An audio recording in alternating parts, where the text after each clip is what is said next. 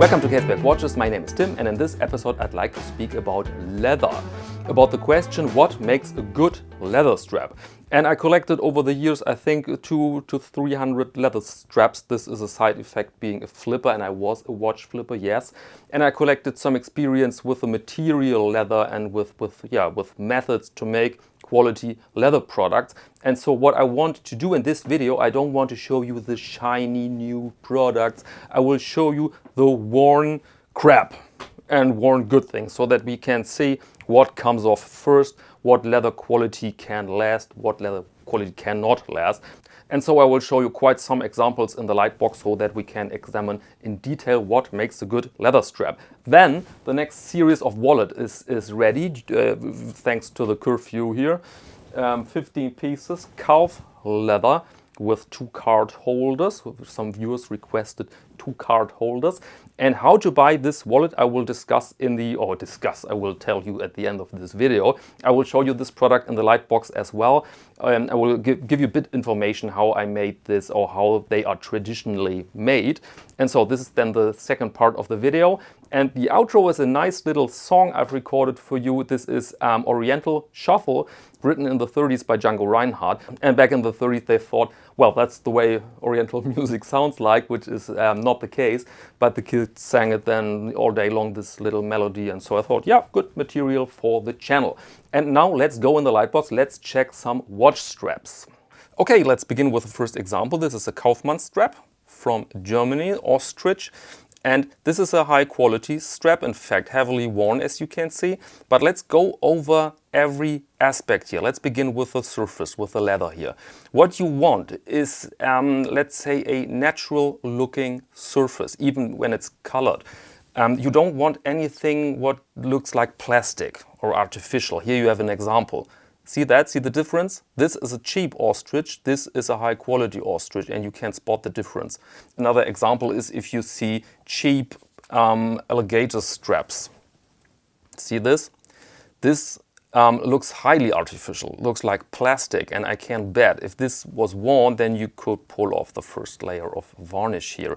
And so you want a natural looking skin, even if you have a color, let's say black. Here's the Zeigr strap from Germany, and there you can see it's black, so the color is very artificial, but it looks natural. See that? You can see the pores actually of this product, and so this is really what you should look for.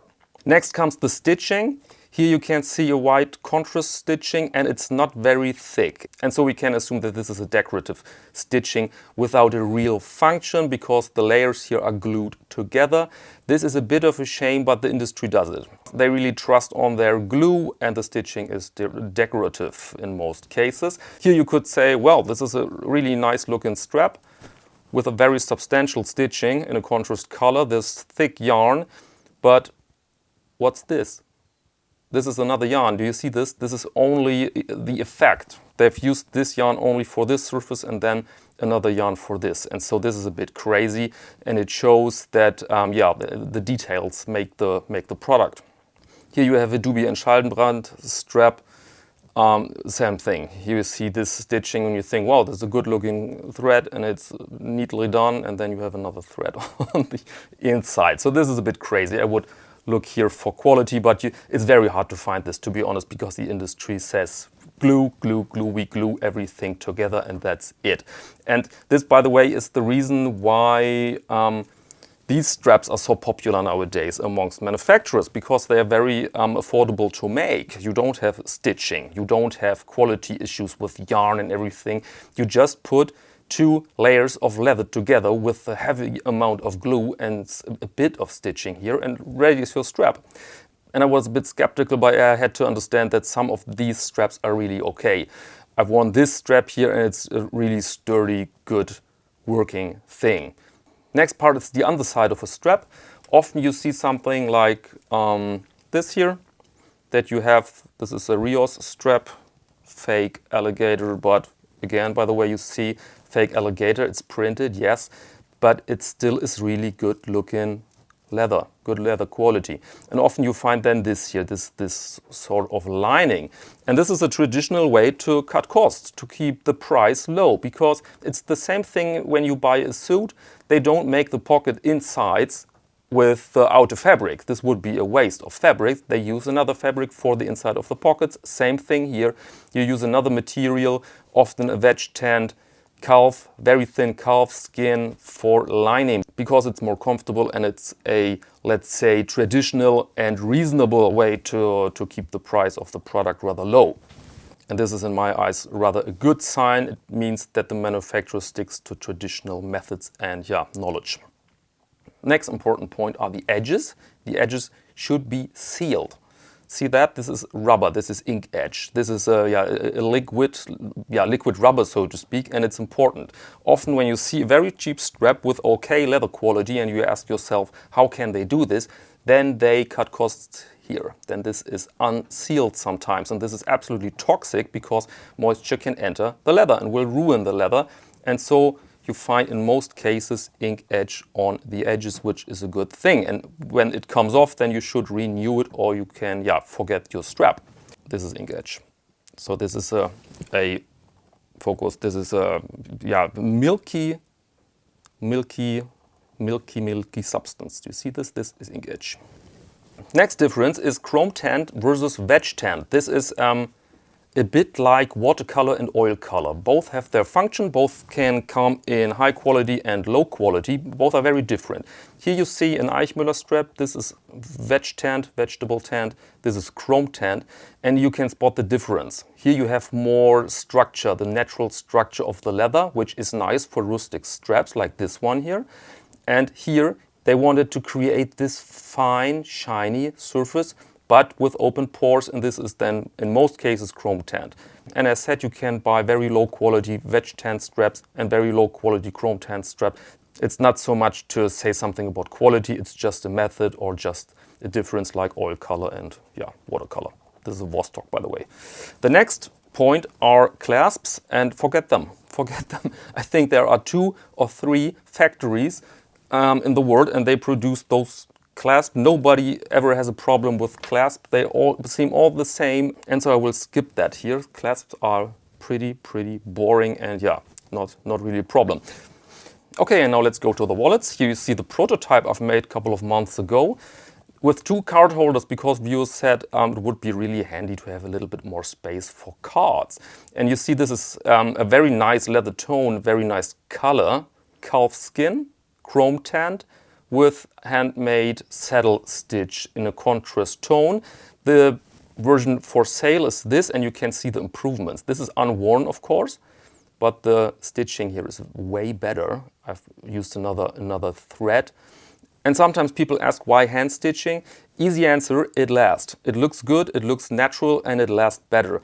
Once I've made a mistake and I had to undo the stitching here, and I literally had to cut every single stitch because it holds. It forms some sort of a loop inside. You do it with 2 needles, and it's extremely robust and stiff. I mean, look at the thickness of the thread, and so this will last. And the edges here are very quick, only with a bit of beeswax, and this is proper ink edge, the substance I've shown you. And the measurements are 11 centimeters. And 85 millimeters, so that it's very handy for banknotes and bills and stuff, as you can see here.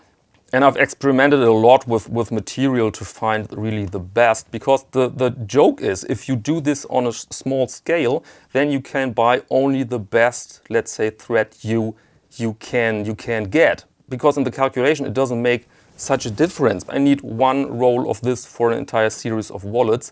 This is the most expensive thread you can find. It costs about 14 euros compared to 5 to 8 for normal thread. The industry uses stuff like this, and then you can see really the difference. Wonderful product here, really wonderful product.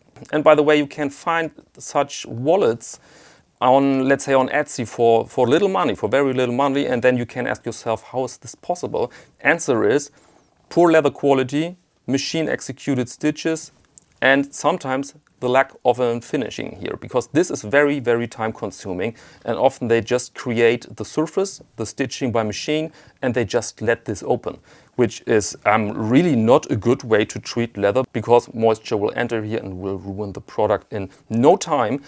And this here will survive, I don't know, a decade, 2 decades, I don't know, but you can see there is some patina. And it takes the form of the cards. By the way, I stuffed here, I think, 5 or 6 cards in every compartment. And I think you could go to 10 on every side, but this is a bit up to you, to your habits.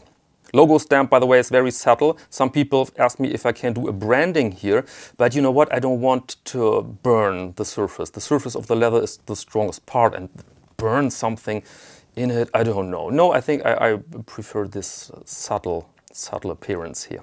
Treatment of the product is very simple. Don't use any form of colored shoe pomade if you want to keep the color here. I treated this with dark shoe pomade just to find out what happens, and yeah, it colors the thread brown.